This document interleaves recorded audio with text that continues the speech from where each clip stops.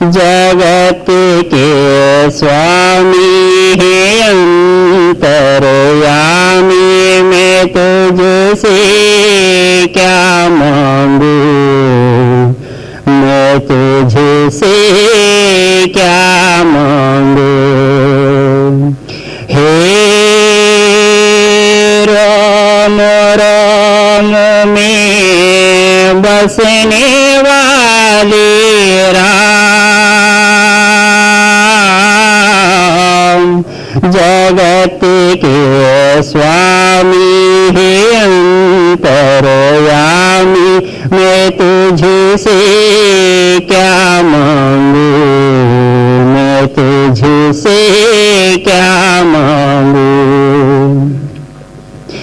आस का बंधन तोड़ चुका हूँ, तुम पर सब कुछ छोड़ चुका हूँ। आस का बंधन तोड़ चुका हूँ, तुम पर सब कुछ छोड़ चुका हूँ। नाथ मेरे में क्या कुछ सोचूं, तू जाने तेरा काम। हे रोम रोम में बसने वाले राम, जगत के स्वामी है अंतर्यामी, मैं तुझसे क्या मांगू, मैं तुझसे क्या मांगू। तेरे चरण को धूल जो पाए, वो कंकर हीरा हो जाए। तेरे चरण को धूल जो पाए, वो कंकर हीरा हो जाए। भाग मेरे जो नहीं पाया, तुम चरण के धाम। हे राम राम में बसने वाले राम, जगत के स्वामी है अंतर्यामी, मैं तुझसे क्या मांगू, मैं तुझसे क्या मांगू। भेद तेरा कोई क्या पहचाने, जो तुझे सादे के तुझे जाने। भेद तेरा कोई क्या पहचाने, जो तुझे सादे के तुझे जाने। तेरे किए को हम क्या देवे, भले बुरे का नाम। हे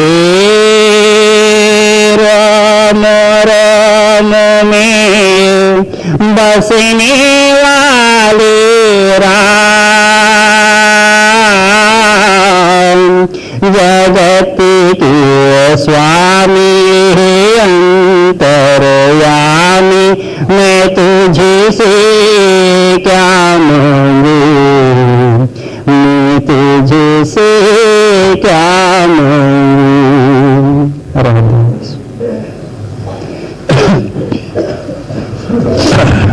वाणी संतों की वाणी, आदि ग्रंथ के शब्द, माज महला तीसरा।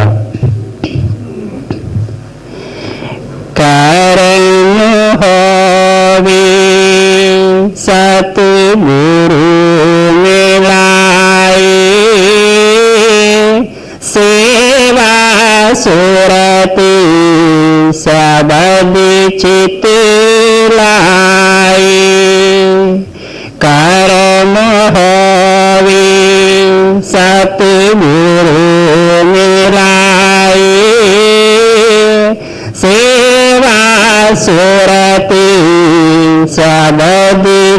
तेलाए। कि परम संत सदगुरु, कौन से तीसरी माला थी? हाँ, तीसरी। परम संत सदगुरु अमरदेव जी की वाणी है। गुरु नानक पीठ के ऊपर तीसरे गुरु अमरदेव जी। क्योंकि हम सबको पता ही है, अमरदेव जी ने करीब 22 साल तीर्थ यात्रा किए और बाद में लास्ट टाइम पे उनको एक ब्रह्मचारी साधु से मुलाकात हो गई और वहां से लौटने के समय साधु को अपने घर पर लेके गए। बड़े प्रेम प्यार से खाना पीना बनाया और जब वो साधु ने 3-4 ग्रास खाया तो उसको ख्याल आया, अरे हम 10-11 दिन से साथ में हैं, लेकिन मैंने कभी पूछा नहीं तुम्हारा गुरु कौन है। तो वो उसको ख्याल आया तो पूछता है कि महाराज आपका गुरु कौन? क्योंकि ये सिख थे, जैसे कि बचपन से ही सिख दाढ़ी बाल बढ़ा देते हैं। तो उस योगी ने क्या सोचा, ये भी कोई गुरुमुख है, साधु है, तो इसलिए इस डाउट में उसने पूछा नहीं। लेकिन जब 12वें दिन जाने के समय घर में खाना खाए, ख्याल आ गया तो पूछता है महाराज आपका गुरु कौन है? तो अमरदेव जी ने प्रेम प्यार से कहा कि भाई मैंने तो गुरु कोई किया नहीं, बस बरस में तीर्थ यात्रा करके आता हूं और उसी को मुक्ति का साधन समझा। तब उस योगी के दिल में बहुत बात लगी और वो भला बुरा कहता हुआ खाना छोड़ दिया कि तू निगुरा है और तेरा ने नमक खा लिया। और ऐसा भला बुरा कहते हैं कि कोई कोई सिद्धांत में ऐसा होता है कि भाई निगुरे के घर पानी नहीं पीना, तो उसके सिद्धांत में ऐसा था और इसलिए उसका दिल नाराज उदास होकर खाना छोड़ के घर से चला गया। इनको रात भर नींद नहीं आई। तो इनके घर में ही गुरु अंगद देव जी की लड़की इनके भाई के लड़के से ब्याही थी, जो सवेरे उठ के जप जी का पाठ किया करते थे, गुरु नानक की वाणी पढ़ा करते थे 4 बजे उठ के। तो कभी भी वो सुनते नहीं थे, लेकिन उस दिन जबकि इनको रात भर नींद नहीं और दिल में बड़ा ठेस लग गया था कि मैंने जो 22 साल किया गुरु के बगैर उसकी कोई कीमत नहीं। और एक साथी जो 12 दिन हमारे साथ था, घर से खाना छोड़ के चला गया, रात भर नींद नहीं हुई। सवेरे 4 बजे जब उठ के अंगद देव जी की लड़की सवेरे उठ के जब जप जी का पाठ किया, बाद में गुरु नानक की वाणी पढ़ने लगी, तो इनको बड़ा दुख हुआ। एक उसमें सब गुरु महिमा नाम महिमा, गुरु महिमा नाम महिमा, गुरु ग्रंथ साहब में क्या है, गुरु महिमा नाम महिमा। सुन के उनके दिल में लग गई और जब वो वाणी खत्म हुआ तो आप जाके पूछते हैं कि बेटी तूने अभी जो पढ़ा है किसकी वाणी है? वो जवाब देती है गुरु नानक जी की वाणी है। आज उसी जगह पे हमारे पिताजी उसी गादी पे बैठे हैं। तो कहते बस लेके चल, मुझे उनके शरण में लेके चल। तो लड़की कहती मेरे पिता का हुक्म है कि जब तक मैं बुलाऊं नहीं आना नहीं। तो कहते मैं तेरा ससुर हूं, तेरी जवाबदारी मैं लेता हूं, तू लेके चल। तो फिर वही लेके जाती है और उनको बाहर खड़ा करके अंदर जाती है और आज्ञा लेने के लिए। तो अंगद देव जी हंस के कहते हैं बेटी जिसको साथ लाई उसको अंदर तो ला। अंदर लेके जाते हैं, ये चलना तो गिर जाते। उस समय इनका 70 साल की उम्र हो चुके थे जब ये गुरु के शरण में गए। तो रोने लग गए, कहते मुझे क्यों नहीं पहले सोझी आई, मुझे क्यों नहीं पहले ये ज्ञान हुआ। तो अंगद देव जी बड़े प्रेम प्यार से समझाए कि भाई हर जीव का टाइम होता है और जब तक समय नहीं आता है मन मानता नहीं, समय आ जाता है तो एक वाक्य संतन का काफी है और उसकी काया पलट हो जाती है। वो वाक्य उनके दिल में लग जाता है, तुम्हारा समय आ गया तुम आ गए। तो कहते बाद में जब उन्होंने उपदेश दे दिया, आप गुरु के शरण में गए, लौट के आए नहीं। 70 साल की उम्र से 82 साल की उम्र तक 12 साल रात दिन पानी की सेवा करते रहे। इतने उम्र में बहंगी बना के 2 हंडा बांध के लकड़ी में पानी ढोते रहते थे और इसी सेवा भजन सिमरन करते हुए सेवा से उनकी रूह चढ़ाई कर गए। आप एक अच्छे संत महात्मा बन गए। तो अंगद देव जी उन्हीं को अपनी जगह बिठा के गए, अमरदेव जी को। कहते हैं 82-83 साल में जब गुरु मिले, माने की गादी मिली, 120 बरस तक जिंदा थे। बड़ी लंबी उम्र थी अमरदेव जी की, 120 साल तक जिंदा थे। उन्होंने संत मत का प्रचार किया। तो ये उन्हीं की वाणी है। तो आप फरमाते हैं कर्म हो सदगुरु मिलावे, सेवा सुरत चित्त मन लावे। कहते भाई ये सब विधि का लिखा होता है। जब भाग्य में लिखा होता है तो संतों का मिलाप भी हो जाता है और उनके चरणों से लगाव प्रेम प्यार भी पैदा हो जाता है। और जब विश्वास और प्रेम प्यार पैदा हो गया तो काम बन जाती है और धीरे धीरे हमारी आत्मा रूह सिमटाव करने लगती। 9 दरवाजे छोड़ के 10वें में आ जाती, इसकी तीसरी आंख खुल जाती है। अंदर तत्व ज्योति और नाद प्रकट हो जाता है, इसका काम बन जाता है। तो आप इशारा देते हैं कि भाई ये सब विधि का लिखा होता है। जब समय आ जाता है तो वो ऑटोमेटिक संतों के शरण में लेके जाता है। ऐसे ही देखो अभी अंगद देव जी के बारे में जो हमने बताया, बड़े रईस घर के आदमी थे। आप सैकड़ों एकड़ के पंजाब में सैकड़ों एकड़ जमीन के मालिक थे। पंजाब की जमीन बड़ी उपजाऊ जमीन है, चारों तरफ जी नदियां, पानी पानी है। तो आप एक काम करते थे कि बरस में संगत को, माने अपने गांव वालों को किराया देके हरिद्वार देवी के दर्शन के लिए लेके जाया करते थे। आपको उस देवी से बड़ा प्रेम प्यार था तो संगत को भी लेके जा। कुछ लोग जो भी 20-25 लोग गरीब लोग आते थे उनको किराया देके साथ में लेके जाते थे देवी का दर्शन कराने के लिए कि भाई तीर्थ का इनको फायदा मिले। तो इस तरह से 25-30 लोग को लेके जा रहे थे हरिद्वार में देवी के दर्शन के लिए। रास्ते में गुरु नानक का सत्संग मिल गया और इन्होंने जब सत्संग सुना इनके अंदर बड़ी तसल्ली आई और दिल में ख्याल आया ये सच्चा रास्ता है मालिक से मिलने का, भरोसा आ गया। फिर दूसरे दिन उठ के जब वहां से लोग चलने लगे तो लोगों ने प्रार्थना किया, गांव वालों ने, महाराज चले आगे चले, हमें हरिद्वार जाना है। तो वो कहते हैं भाई तुम जाओ, मैं किराया देता हूं, तुम लोग आने जाने का, तुम लोग जाके आ जाओ और तब तक हम सत्संग में रहते हैं और तुम आने के बाद तुम्हारे साथ हम भी बोलेंगे, वहां आ जाएंगे। तो वो लोग तो सब चले गए, लेकिन आप गुरु नानक की सेवा में और सत्संग में रम गए। और आपका नाम भाई लहना था, बड़े रईस घर के आदमी थे, जमींदार थे। तो एक बार ऐसे ही सेवा जैसे कि पानी की जमीन में घास कटी हुई थी भैंसों के लिए, घोड़े के लिए, तो कुछ सेवादार लोग आके गुरु नानक के चरणों में विनती किया कि महाराज 10-12 बंडल घास का है, कुछ सेवादार भेज दो सत्संग होते ही। तो गुरु नानक ने कहा भाई जो सेवा करना चाहते हैं तो 10-12 आदमी जा सकते हैं, घास का बंडल लाना है। तो आप भी उसमें उठ के चले गए और आपके बड़े कीमती कपड़े थे, रेशमी कपड़े, और कहते हैं कि रेशमी रुमाल सर पे दबा हुआ था जिसमें चांदी के पट्टे लगे हुए थे, बड़े रईस घर के आदमी।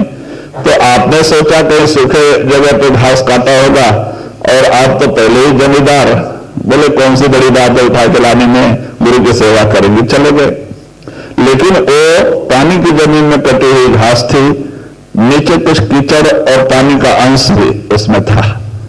सेवादार जैसे जैसे लोग आते गए उनको उठाते गए, आप आए आपको भी उठा दिया, उनको क्या पड़ी तो आप वहां से लेके चले तो आपके ऊपर सारा कीचड़ का पानी छूता गया, गिरते गया कपड़े पे, सफेद कपड़ा काला होते गया।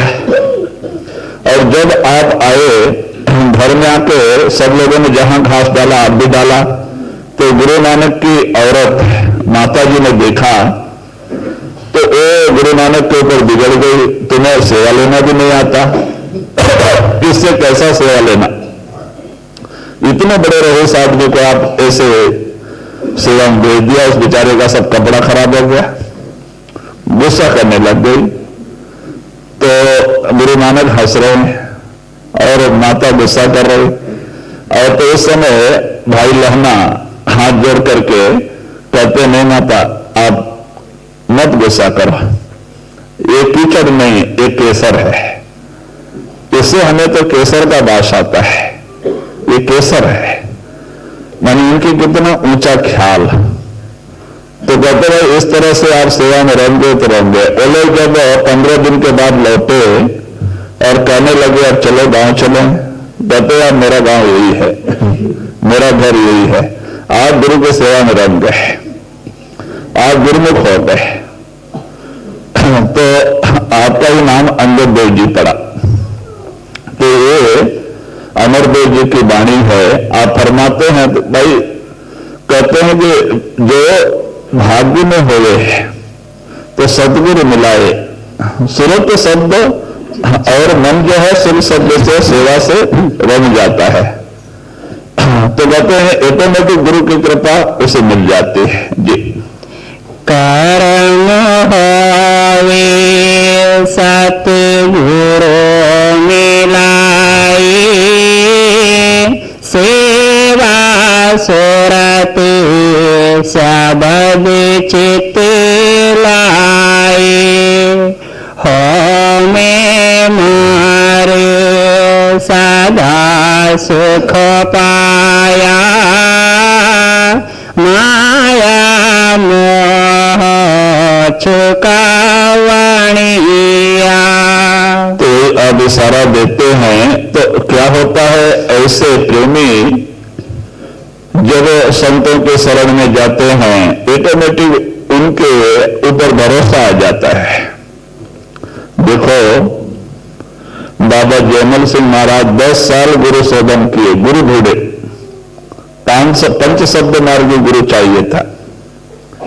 जब आगरा में स्वामी जी महाराज मिले 10 साल के बाद, जब उनके शरण में गए आपको तसल्ली आ गई और आप सत्संग में लग गए और सत्संग सुन के धीरे धीरे आपके भ्रम दूर हुए, आपके बहुत सारे प्रश्नों के जवाब मिल गए और आप उनके शरण में रहना चाहते थे।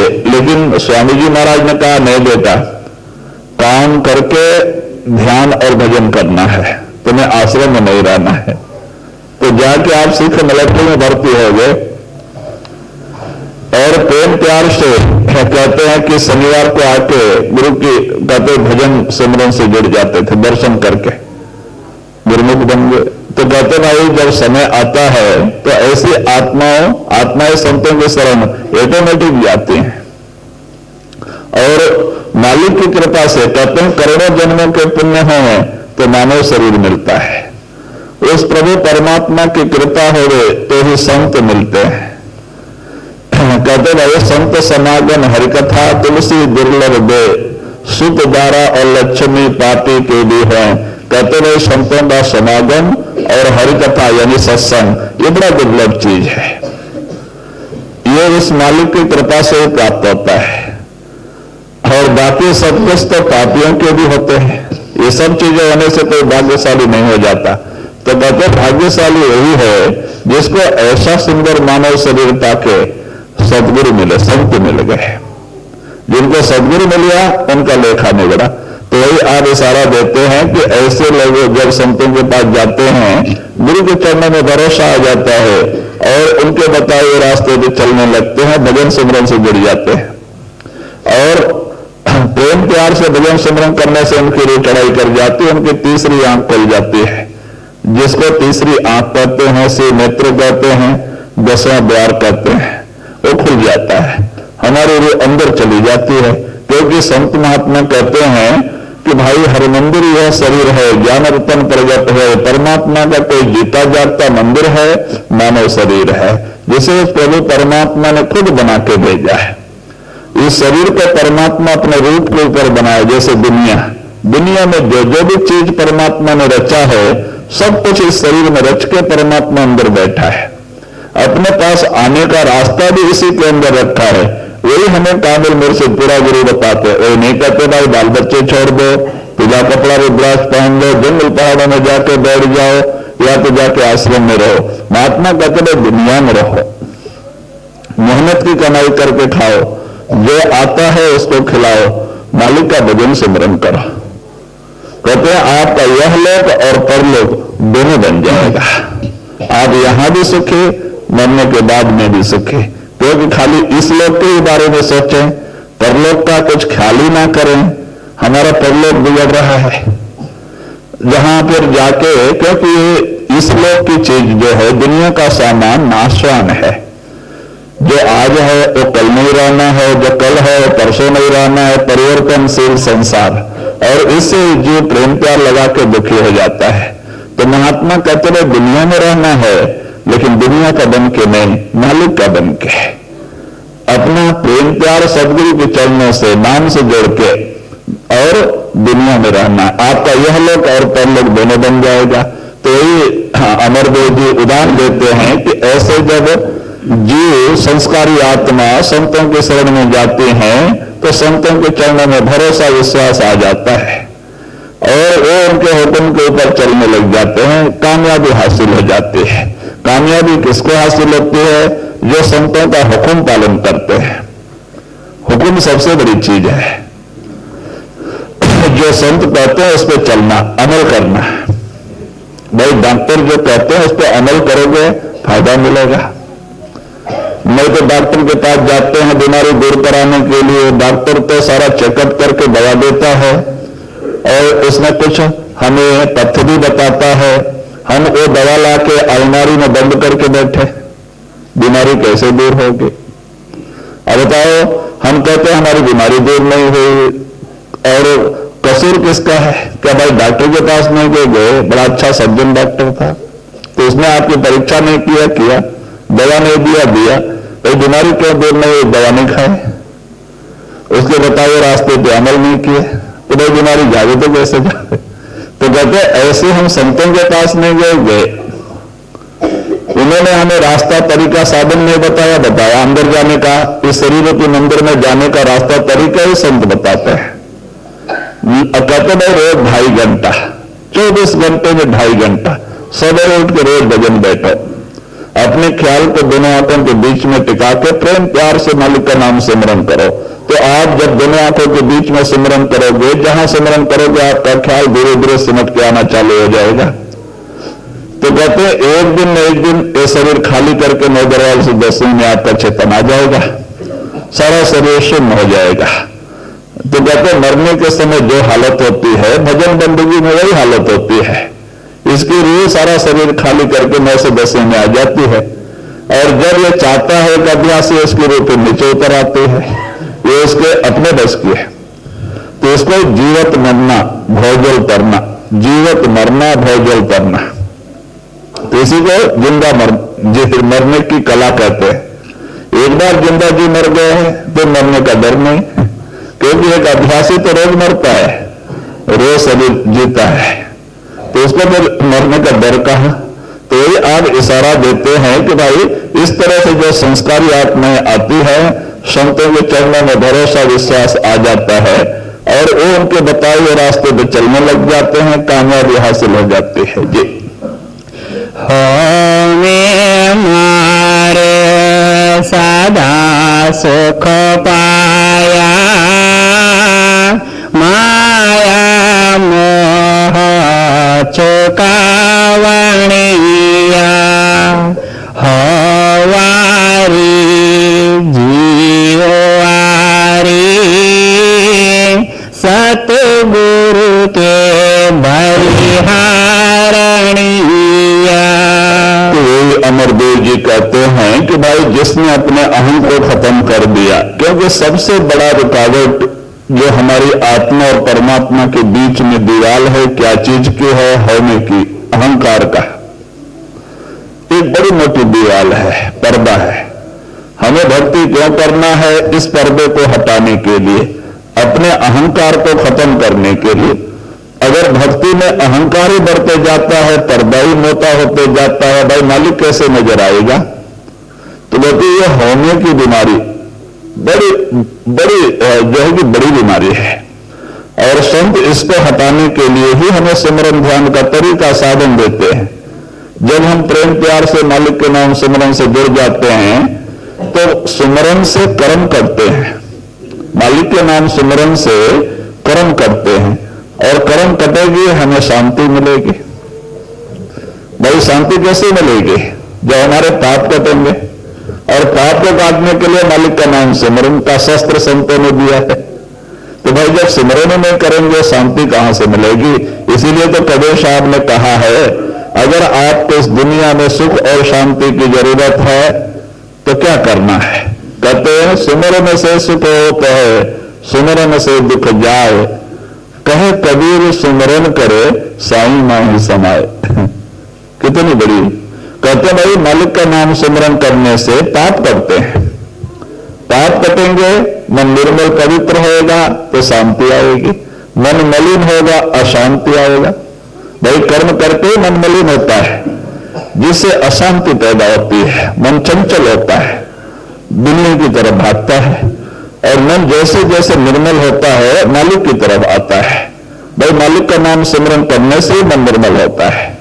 तो आप इशारा देते हैं, हो वारी जी वारी सतगुरु के बलिहार में। हाँ, तो कहते भाई मैंने अपने अहंकार को, अपने तन मन को सबको सदगुरु के चरणों में वार देता हूं।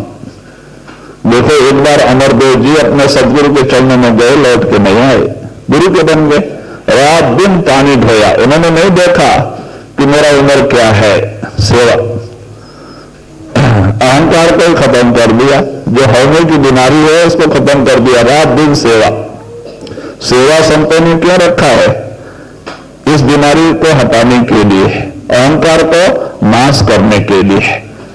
तो कहते अहंकार को नाश करने के लिए, हटाने के लिए संतों ने सेवा रखा है। सेवा में दीनता नम्रता आनी चाहिए। सेवा में अहंकार आता है, भाई पर्दा ही मोटा होते जाता है, मालिक कैसे नजर आएगा? देखो एक भक्ति करने का प्रमाण क्या है कि एक भक्ति के अंदर दीनता नम्रता आनी चाहिए। रामदास स्वामी क्या कहते हैं? रामा हम दासन दास करीजे, हे राम जो तुम्हारे दास हैं उनके दासत्व मुझे दो। हे मालिक जो तेरे दास हैं, भक्त हैं, उनकी भी सेवा मुझे दो। तो एक भक्त के अंदर सच्ची दीनता नम्रता आना चाहिए। अगर भक्त के अंदर अहंकार आता है तो पर्दा ही दिवाली मोटे होती जाती है, मालिक कैसे नजर आएगा? तो कहते हैं कि मैं अपने अहंकार को, तन मन धन को सब सदगुरु के चरणों में वार देता हूं। ये गुरु मति परेगा सोहाजी, अन दिन हर गुण गावणिया। तो कहते हैं भाई गुरु की मति, गुरु की कृपा से, जीव के अंदर कहते हैं सदगुरु की कृपा से ही, जब हम रोज 2.5 घंटे रोज बैठक बनाते हैं तो गुरु की कृपा होती है। जब एक सिख गुरु का हुक्म पालन करता है तो गुरु पे भी उसके ऊपर दया तरस आती है, गुरु भी दया करता है। देखो मैं बार बार उदाहरण देता हूं कि जब 1 साल का बच्चा उठना चाहता है, खड़ा होना चाहता है, गिर पड़ता है, उठना चाहता है, गिर पड़ता है, मां देखती है 1 बार 2 बार 3 बार देखती है कि बच्चा खड़ा होना चाहता है, गिर पड़ता है, तो कोई टेबल पकड़ा देती है, कुर्सी पकड़ा देती है, खाट पकड़ा देती है, खड़ा होने की आदत पड़ने का। जब बच्चा खड़ा होने का प्रयत्न ना करे तो मां को क्या पड़ी? तो कहते ऐसे जब तक हम प्रयत्न नहीं करेंगे, संत कहते हैं रोज 2.5 घंटे की बैठक बनाओ, रोज 2.5 घंटा बैठो भजन सिमरन में। आप 2.5 घंटा रोज भजन सिमरन से प्रेम प्यार करोगे, रोज रोज भजन सिमरन बैठोगे तो गुरु की कृपा होगी ही। गुरु जब से नाम दान देता है, सदगुरु में आपके अंदर बैठा है, वो अंदर से आपको रक्षा करता है, आपको उधार देता है, आपकी मदद करता है। और गुरु की कृपा से हमारी रूह चढ़ाई कर जाती, 9 दरवाजे छोड़ के 10 में आ जाती और इसकी तीसरी आंख खुल जाती है। इसमें प्रकाश, घट में प्रकाश, ज्योति प्रकट हो जाता है, नाम प्रकट हो जाता है। कहते हैं करोड़ों जन्मों का अंधकार कहते 1 सेकंड में दूर हो जाता है। आप आंख बंद करो, उजाला ही उजाला। अभी आप आंख बंद करोगे तो अंधेरा ही अंधेरा। तो कहते बाहर भी अंधेरा, अंदर में भी अंधेरा है, लेकिन जब आपके अंदर प्रकाश हो जाएगा तो आप तो बाहर भी उजाला, अंदर में भी उजाला। आंख बंद करो, उजाला। तो ये कहते गुरु की कृपा से एक बार भी अगर वो शब्द प्रकट हो जाए, एक जन्म में करोड़ों जन्म के पाप दग्ध हो जाते हैं। वो शब्द बड़ा निर्मल है, पवित्र है। जी धन मन खोजे तानो पाए, धावत राखे ठाकुर हाय। तो यही कहते हैं भाई, इसके अलावा हम कितना भी प्रयत्न करें अपने मन के दायरे में उस मालिक को पाने के लिए, कहते हैं कितना भी प्रयत्न करें, कितना भी तीर्थ यात्रा पूजा पाठ करें, लेकिन कहते हैं कि ऐसा ही हालत हो जाती है कि खोदा पहाड़ और मिली चूहिया। मेहनत तो बहुत बड़ा होता है, फल कुछ नहीं।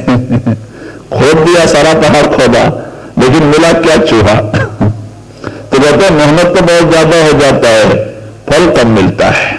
लेकिन जब गुरु के दायरे में हम जो है कि भक्ति के रास्ते पे चलते हैं, साधन से जुड़ते हैं, तो फायदा ज्यादा मिलता है। वहां गुरु की दया का हाथ आपके सिर पे आ जाता है। लेकिन साधन करने वाले को हम मन के दायरे में काम करते चले जाएं, गुरु का हुक्म ना माने, गुरु की दया कैसे मिलेगी? तो इसीलिए आज इशारा देते हैं कि भाई संत तो दयाल होते हैं, दया करने के लिए आते हैं, लेकिन संतों की दया जो है कि प्रेम, प्यार, दीनता, नम्रता, सेवा से मिलती है। सेवा और दीनता, नम्रता माने अपने आप को छोटा से छोटा समझना और सेवा का रूप हो जाना। देखो, मैं बार बार उदाहरण देता हूं।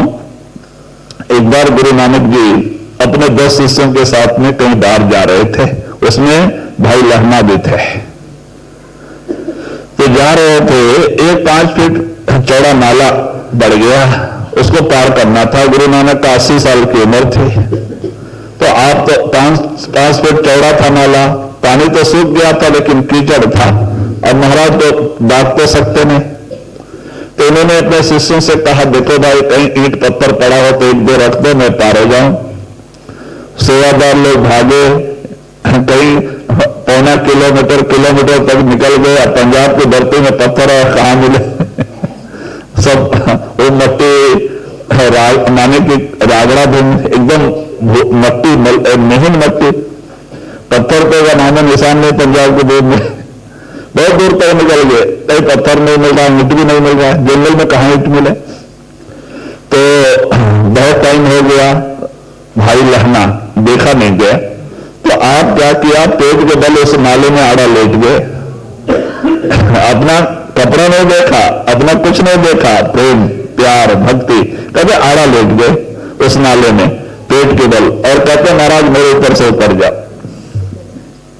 गुरु नानक बड़े खुश हुए, उनके ऊपर से चल के उतर गए, नाला पार कर गए। और जब इस तरफ उतर के गए, जब आप भाई लहना खड़े हुए, तो उनको प्रेम प्यार से मैंने अपने आलिंगन गले से लगा लिया, छाती से लगा लिया, और क्या कहा प्रेम में? तू तो मेरा अंग है, तू तो मेरा एक अंग है। और तब से आप अंगदेव बन गए। गुरु की दया सरल में मिल गई। भाई कैसा? दीनता, नम्रता, प्रेम और प्यार, सेवा भावना से।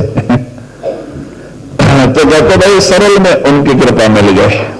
तो यही आप इशारा देते हैं कि इस तरह से संत तो दयाल होते हैं, वो दया करने के लिए अवतार लेके आते हैं, लेकिन संतों की दया पाने के लिए उनके हुक्म का पालन करना पड़ता है, छोटा से छोटा बनना पड़ता है, अपने आप को खोना पड़ता है।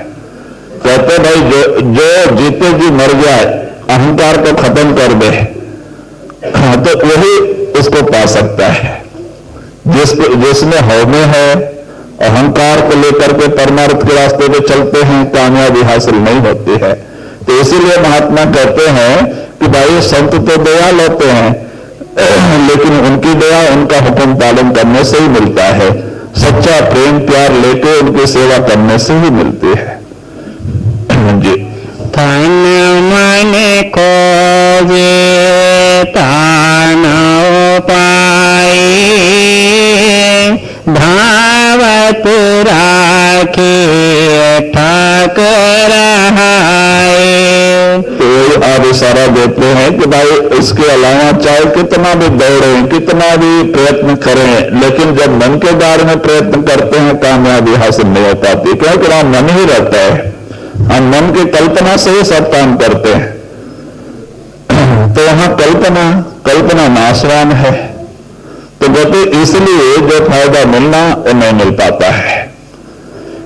तो ये कहते हैं फायदा जो संतों के हुक्म में चल के ही मिलता है। संत महात्मा हमें क्या कहते हैं, भाई दुनिया में रहो, अपने ड्यूटी बजाओ, ये लेन देन का हिसाब किताब है। पिछले जन्मों का किसी से लेना होता है, किसी का किसी को देना होता है। पिछले जन्मों के ऐसी आत्मा ये कुटुंब परिवार के रूप में आ जाती है, और जिस दिन लेना देना खत्म होता है एक एक साथ छोड़ के चल देती, चिड़ियों का रंग बसेरा। लेकिन एक जीव एक मोह बसा के दुखी होता है, मेरे अपने चले गए। भाई अपने होते तो जाते क्यों? जब हम पैदा हुए हमारे साथ न कोई पैदा हुआ, और जब हम मरेंगे हमारे साथ कोई मरेगा नहीं। तो इसीलिए महात्मा कहते भाई ये जो है कुछ ये 2 दिन का ये लेन देन का हिसाब किताब है, ये अपने अपने कर्मों का हिसाब किताब है। तो आप महात्मा कहते हैं भाई दुनिया में रहना है, कारोबार करना है। महात्मा ये नहीं कहते भाई दुनिया से भागो, कहते अपनी ड्यूटी बजाना है, लेन देन का हिसाब किताब है, लेकिन गुरु का बन के, नाम का बन के। कहते जो संत हमें रास्ता बताते हैं, भजन सिमरन करके उस पर चल के ही, उनके बताए हुए रास्ते पे चल के ही हमें कामयाबी हासिल हो सकती है, और कोई दूसरा रास्ता नहीं। तो इसीलिए महात्मा कहते हैं कि भाई मन के बारे में कितना दौड़ धूप कर ले। देखो हम बार बार उदाहरण देते हैं, हमारे महाराज बाबा सोमनाथ महाराज ने कोई कम का वैसा नहीं किया।